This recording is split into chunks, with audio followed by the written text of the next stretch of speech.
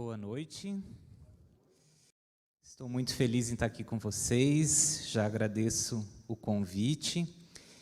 E eu queria que você abrisse sua Bíblia, fechasse seus olhos, vamos orar. Querido Deus, graças te damos por estarmos aqui em tua casa. E nesse momento que vamos abrir a tua palavra, que seu Espírito Santo fale aos nossos corações. Que essa mensagem possa trazer ânimo, nos trazer força e nos trazer resiliência para aguardarmos a sua volta. Em nome de Jesus, amém. Eu convido vocês a abrir as suas Bíblias em 2 Reis 20.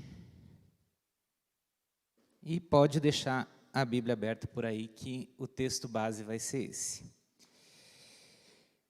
Aqui diz o seguinte, verso 1.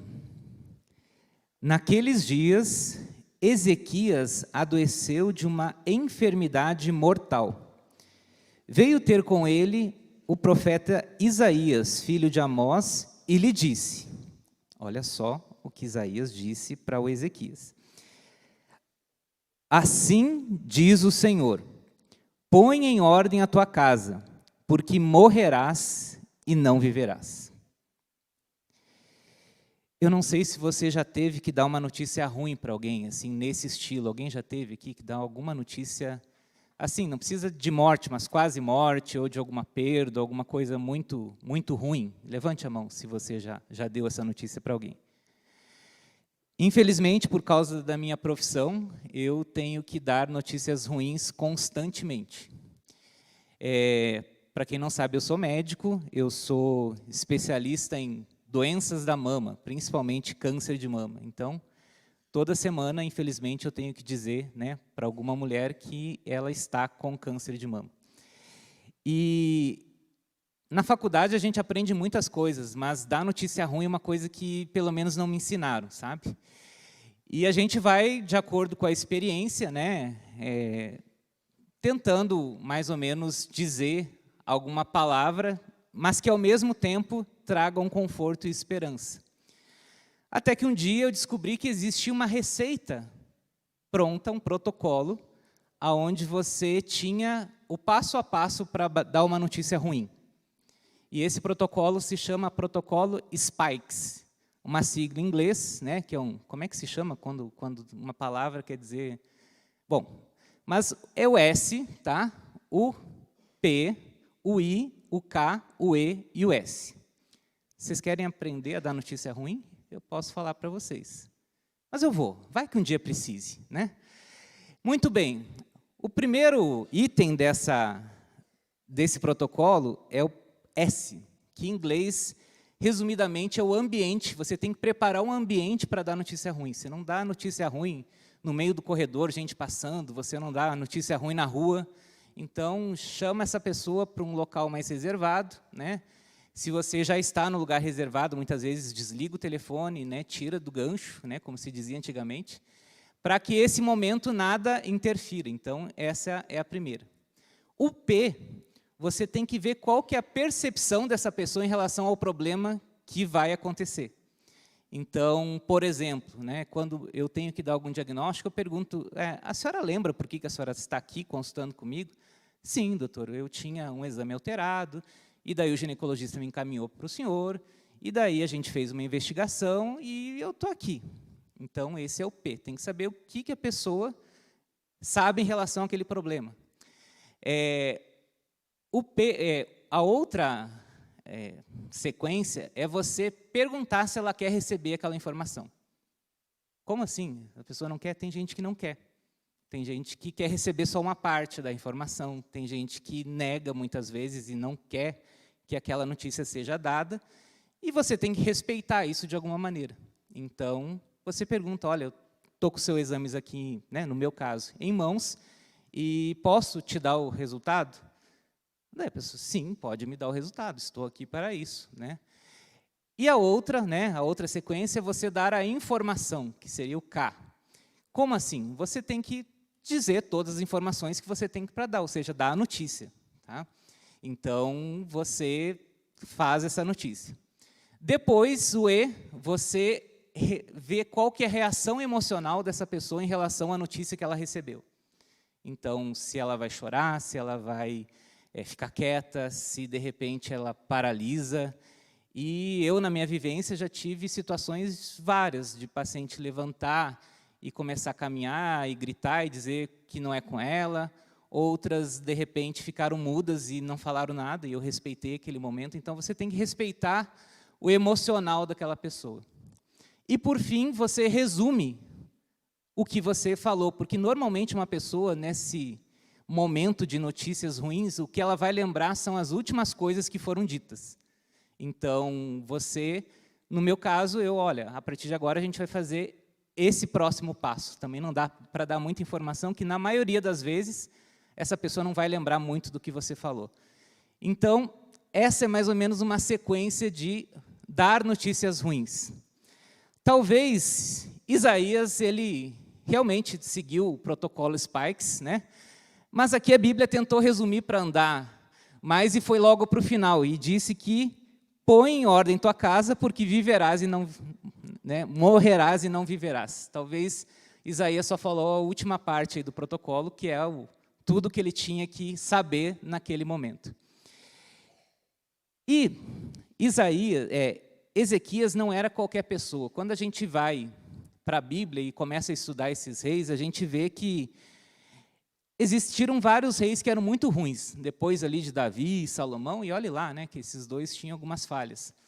Mas olha só, eu queria que vocês vissem comigo quem era Ezequias. 2 Reis 18, 3 e 5 a 7.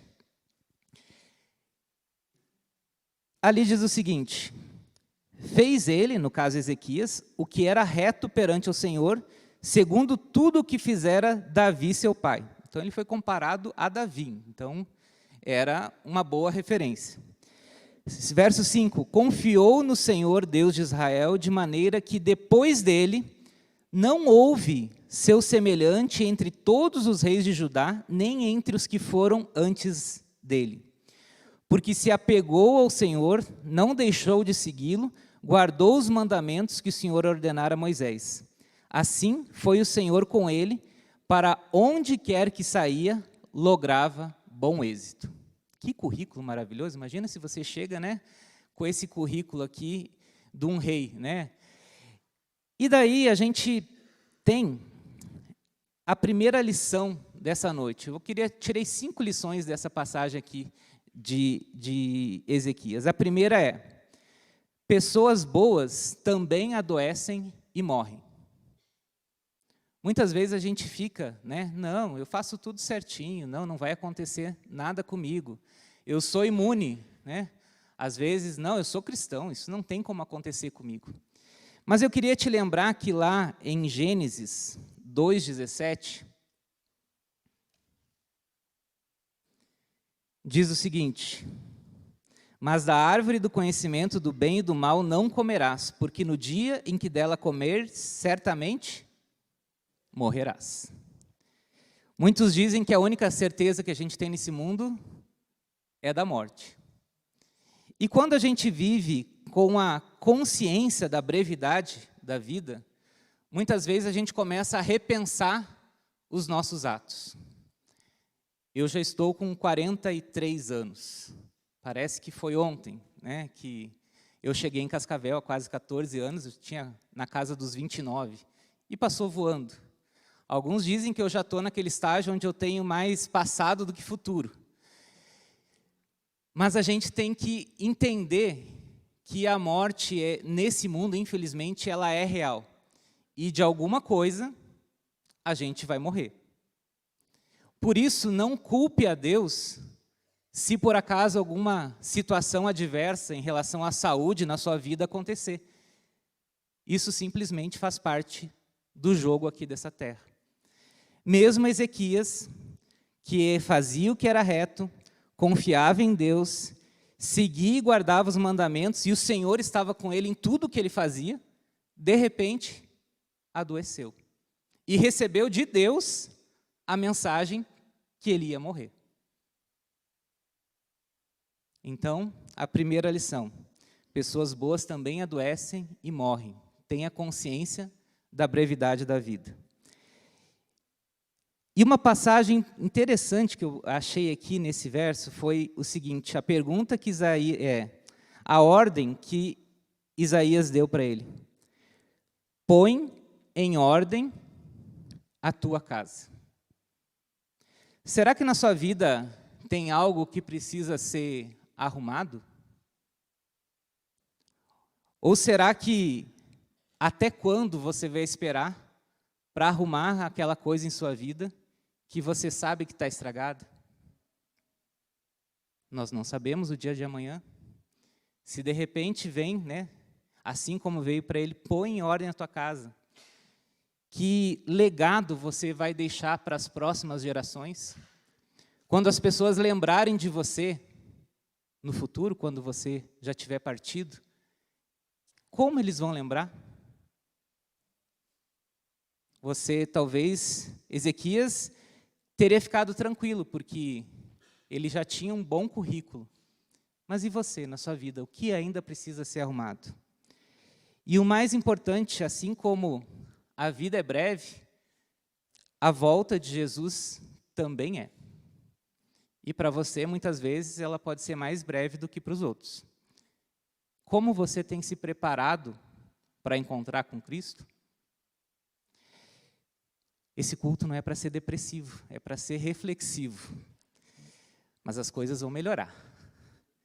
Vamos seguir a passagem em 2 Reis, agora vamos voltar ali para 2 Reis, 2 e 3. E daí eu tiro a segunda lição dessa noite. A segunda lição é: ore a Deus independente da situação. Então virou Ezequias o rosto para a parede e orou ao Senhor dizendo: lembra-te, Senhor, peço-te, de que andei diante de ti com fidelidade, com inteireza de coração, e fiz o que era reto aos teus olhos. E chorou muitíssimo. Ao receber muitas vezes a notícia de que você tem uma doença grave, a gente até ora, não ora? Primeira coisa que vem, vamos orar, vamos fazer uma corrente aqui, vamos pedir oração na quarta-feira. Ou irmãos, orem por mim. Mas normalmente, o que a gente pede nessa oração? A cura. Você viu Ezequias pedir a cura aqui? O que ele fez? Ezequias, nesse verso, ele começou a lembrar do seu relacionamento com Deus. E não foi de uma maneira assim de, poxa Deus, fiz tudo isso e agora me acontece isso. Não foi assim. O que eu imagino que Ezequias estava fazendo era reforçar a fé dele. Ele lembrou de todos os momentos que ele tinha passado com Deus, ele lembrou de todas as situações difíceis da vida dele, seja reinando, seja guerreando, em que Deus atuou de maneira miraculosa na vida dele. E para ele só bastava isso, porque foi isso que fortaleceu a fé dele. E eu pergunto para você nessa noite, quando vem situações na sua vida em que você, de repente, precisa de um grande milagre, muitas vezes você sente que a sua fé não é tão grande assim. Faça como Ezequias. Olhe o que Deus já fez por você. E talvez se nesse momento você, ao resgatar na mente algum momento em que Deus realmente atuou na sua vida e você talvez não lembrou, é porque você ainda precisa ter um relacionamento mais próximo com Deus. Porque só assim você vai ser fortalecido para enfrentar momentos como esse. Ezequias diz aqui, chorou muitíssimo. E quando na Bíblia diz que é muitíssimo, porque é muitíssimo mesmo. Ele abriu seu coração. Naquele momento ele aliviou as frustrações. Ele fez como outros personagens da Bíblia que também abriram o coração a Deus através das lágrimas, como Ana ao pedir um filho. Davi ao se arrepender de ter matado, o seu soldado para ficar com a esposa dele. E até mesmo Jesus diz na Bíblia que chorou o quê? Lágrimas de quê? de sangue. Será que nas suas orações você realmente tem, muitas vezes, derramado lágrimas a Deus, abrindo realmente o que está lá dentro do seu coração? Aquilo que você realmente sente, ou talvez sua oração seja aquela oração superficial que você cumpre o protocolo, né? Assim como eu falei que existe protocolo de dar notícia ruim, talvez sua oração seja muito protocolar e você não tem rasgado o seu coração e derramado lágrimas aos pés de Cristo. Ezequias fez isso. E a outra lição que eu aprendo, depois de que pessoas boas também adoecem e morrem, a segunda, que ore independente da situação. A terceira é que Deus sempre vai responder a sua oração. Você tem dúvidas disso? Abra lá em Mateus 7, de 7 a 8.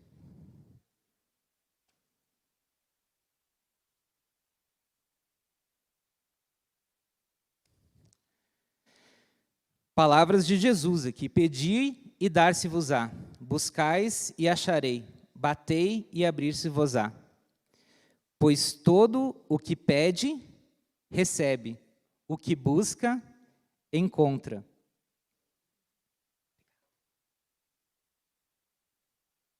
E a quem bate, abrir-se-lhe-á. João também falou sobre isso. João 14, 13 a 14.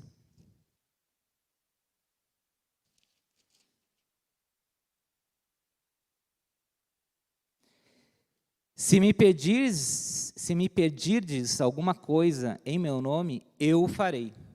Se me amai, guardareis os meus mandamentos. 1 João 5, 14 a 15.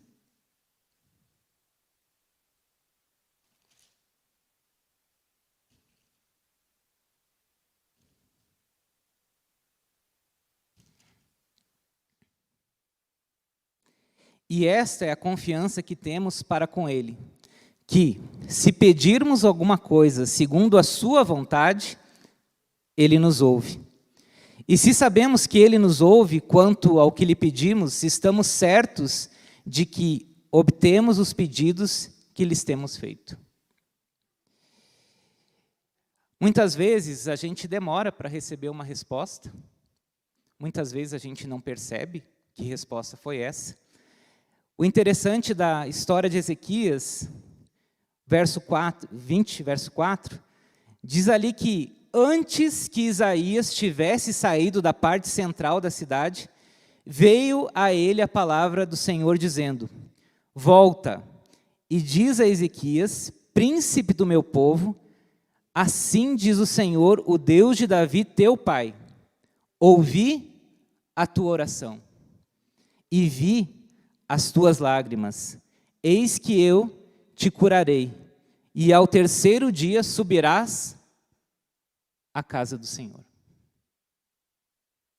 Deus ouve, Deus responde. E nesses casos, Ele pode até mudar de ideia.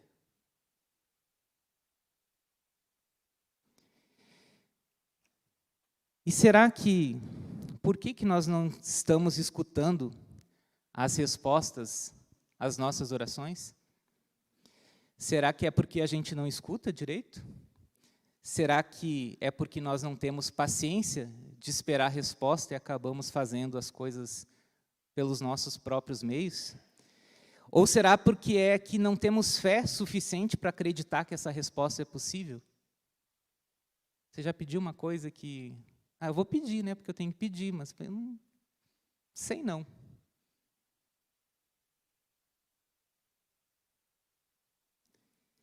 Quando pedir, peça com fé. Só que para você ter fé, você tem que relembrar o que Deus já fez por ti. Essa é a fórmula que está escrito aqui. Não quer dizer que necessariamente Deus vai responder conforme o seu pedido, mas que Ele vai responder de alguma maneira, vai. Uma coisa interessante que eu vejo aqui também é que a cura nem sempre é imediata. Quantos dias ele teve que esperar para ficar curado? 3 dias. Podia ter curado direto, já que ia curar? Podia. Mas isso também era para exercitar a fé dele. 3 dias são 3 dias. Provavelmente ele estava com dor, com febre, mal-estar. Mas mesmo assim ele esperou esses 3 dias sabendo que Deus já tinha respondido para ele. A segunda lição dessa passagem é que diz aqui: acrescentarei aos teus dias 15 anos, e das mãos do rei da Síria te livrarei. A ti e a esta cidade defenderei por amor a mim e por amor a Davi, meu servo. Quando Deus te dá uma bênção, principalmente de cura, e aqui a gente está falando de cura nos diversos sentidos da vida. Talvez a sua cura que você precisa seja física, talvez a cura seja emocional, talvez a cura seja o restabelecimento de algum laço de família que está rompido, talvez a sua cura seja em questões financeiras, mas aqui diz o seguinte, que essa bênção, essa cura, não é só sua. Essa cura não será somente sua, porque outras pessoas também têm que ser abençoadas através da sua cura. Quando Deus curou Ezequias, ele disse que ia curar ele, mas através da cura dele, a cidade também seria protegida e seria livrada dos inimigos. Então tenha consciência disso. Se você pediu, se você teve fé, e se foi respondida a sua oração, não é só para você. Tenha consciência disso. E por último diz que subirás à casa do Senhor. Além disso, além de beneficiar os outros, além de ser bênção para as outras pessoas, vá à casa de Deus. E para que a gente vai para a casa de Deus? Para agradecer, para louvar o nome de Deus, para testemunhar e também para ofertar. Essa é a mensagem que eu recebo. E a quarta lição que eu tiro dessa passagem está no verso 7. Disse mais Isaías: tomai uma pasta de figos, tomaram-na, e a puseram sobre a úlcera, e ele recuperou a sua saúde. Deus ainda esperou 3 dias. Ele poderia ter curado, pronto, não precisa fazer nada, está curado. Podia ou não podia? Deus, nesse caso, em outros ele cura direto, mas nesse caso ele usou os recursos que estavam disponíveis na época para levar a cura. Eu imagino que Ezequias tinha os melhores médicos da época, dentro do que se conhecia como medicina. E talvez pasta de figos seria um dos tratamentos para várias doenças. E a gente vê pasta de figos curando várias coisas na Bíblia aqui. Mas talvez para aquele caso específico não era bem a pasta de figos, e os médicos da época estavam tentando colocar outras coisas para o tratamento. E daí eu tiro uma lição. Deus normalmente ele pede para você fazer o que tem que ser feito. Se você está doente, Deus vai usar a medicina para favorecer a sua cura. Ah, mas não está funcionando. Talvez você tenha que orar não é para a sua cura. Talvez você tenha que orar em favor do seu médico, para Deus dar sabedoria para o seu médico, ver qual que é o melhor tratamento. Por várias vezes na minha 20 anos que eu já sou médico, nem parece, né? Pode dizer, mas já faz 20. Eu já tive momentos que eu pensava que era uma coisa e de repente surge a luz divina, como se diz, né? Mas o Espírito Santo fala no nosso coração. Olha, vamos tentar uma coisa diferente? Ou às vezes até em cirurgia mesmo, estou lá com a paciente, tudo mais cirurgia, vou fazer desse jeito. não é melhor fazer do outro? E dá certo. Mas deu certo porque eu sou o cara, né? Eu sou o médico bom? Não, deu certo por quê? Porque eu tenho consciência que naquele momento Deus está me usando como instrumento dele para levar cura para aquela pessoa. Por isso, como diz, a sua cura tem que beneficiar a outros.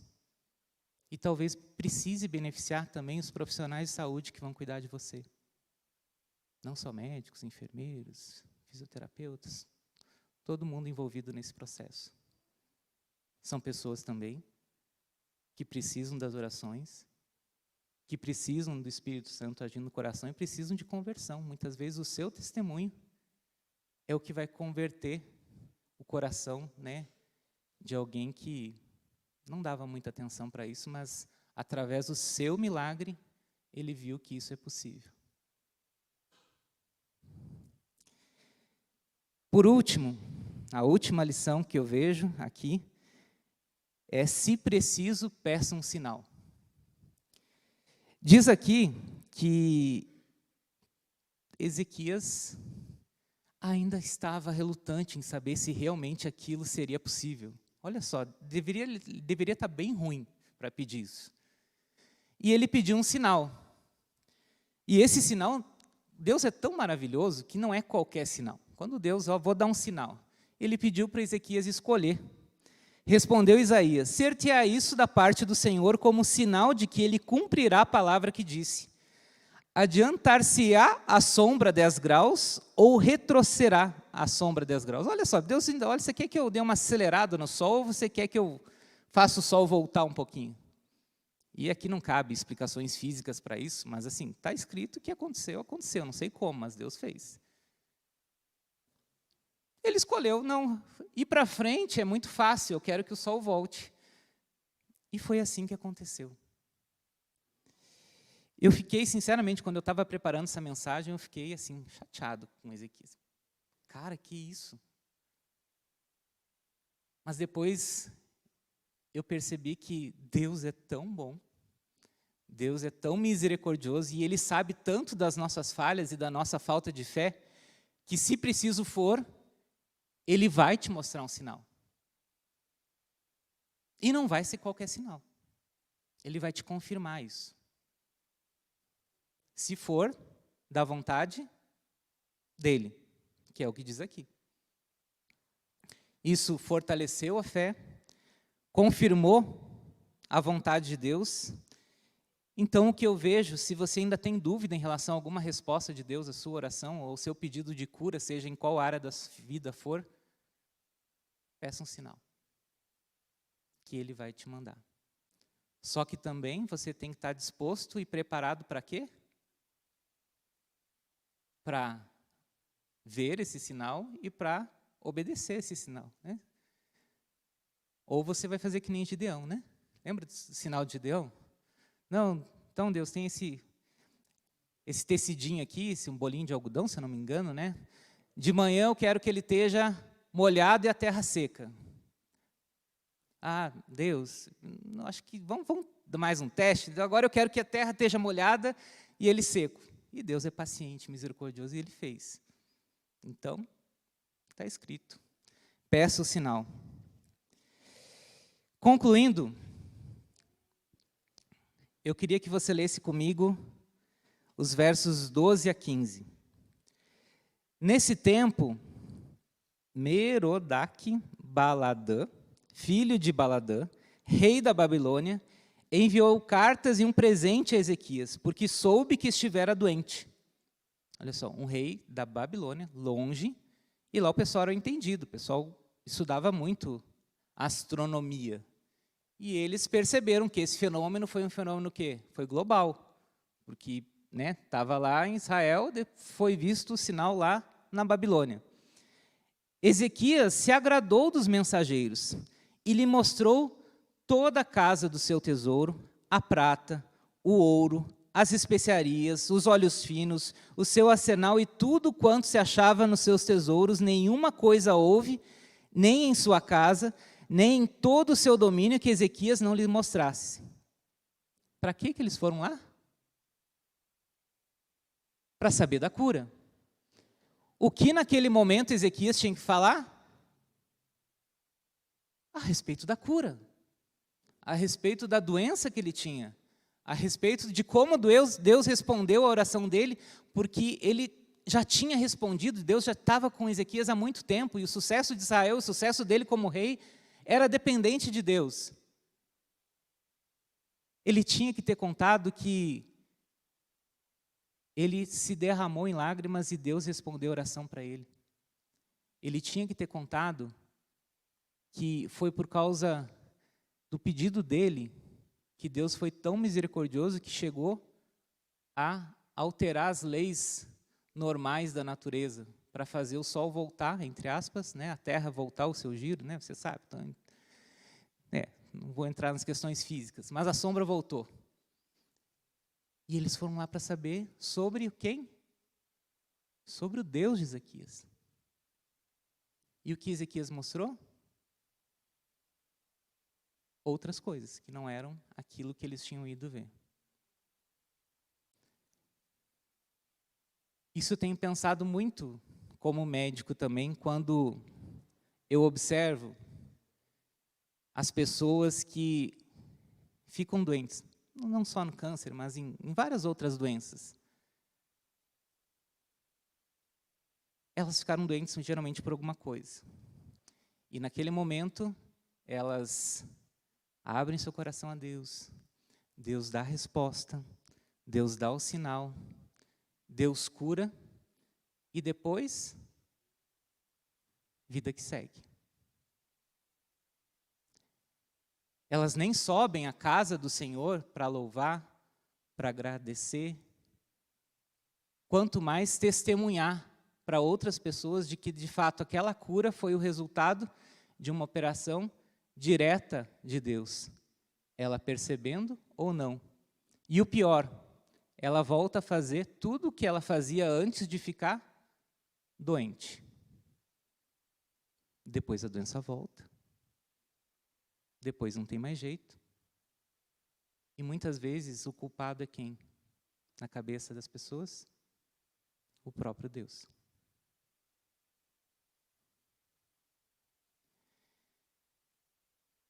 Quando Deus te concede a cura, nós já vimos que você tem que ser bênção a partir de agora. Deus te abençoou para você abençoar outros. Talvez para você testemunhar para pessoas que estejam nesse momento passando pelo mesmo problema de você e perderam a fé em Deus. E através do seu testemunho, você vai animar a fé dessas pessoas. Deus também, Ele age através de leis naturais. E tem um cartaz bem ali na frente dizendo quais são os princípios de saúde que Deus tem dado. E você segue naquela época, faz tudo direitinho, mas depois que você é curado, volta. Assim foi com Ezequias. Que cura Deus já te deu na vida, seja em que área for da sua vida, que de repente você não testemunhou a respeito daquilo. E as pessoas agora vão ver sua família, nossa, que família linda, nossa, que rapaz próspero esse, nossa, que pessoa saudável, nossa, olha só, esse é uma pessoa de Deus mesmo, olha só. E você, muitas vezes, realmente sou. E tem mais, olha tudo que eu tenho.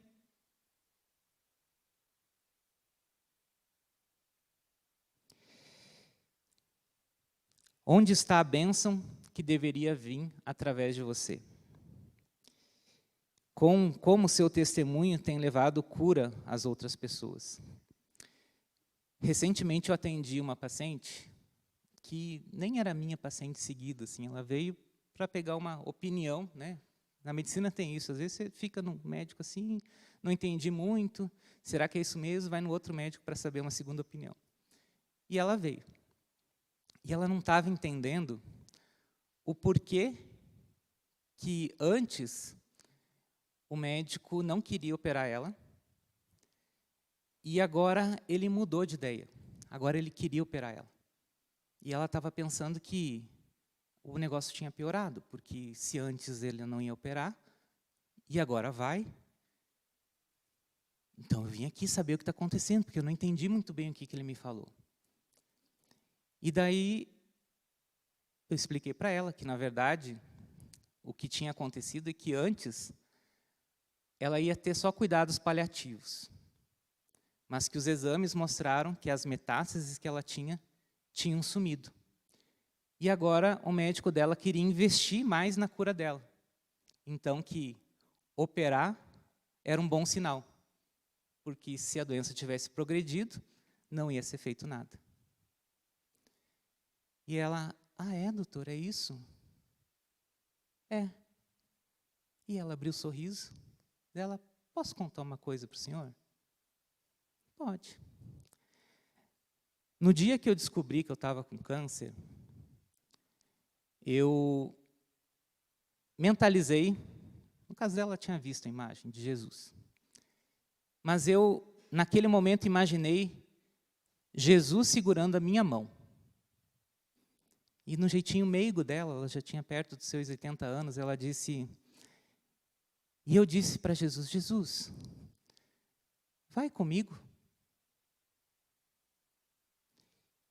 E em todo o tratamento que ela ia, seja fazer quimioterapia, seja fazer algum exame, seja fazer qualquer coisa, ela imaginava que Jesus estava segurando na mão dela e levando ela para aquela clínica, para aquele hospital, para aquele procedimento, e aquilo confortava o coração dela.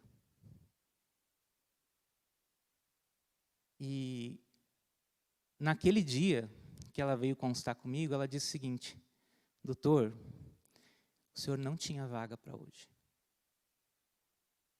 Ontem, sua secretária disse, olha, fulana, surgiu uma vaga. A senhora quer vir? Quero. E ela falou, vamos, Jesus.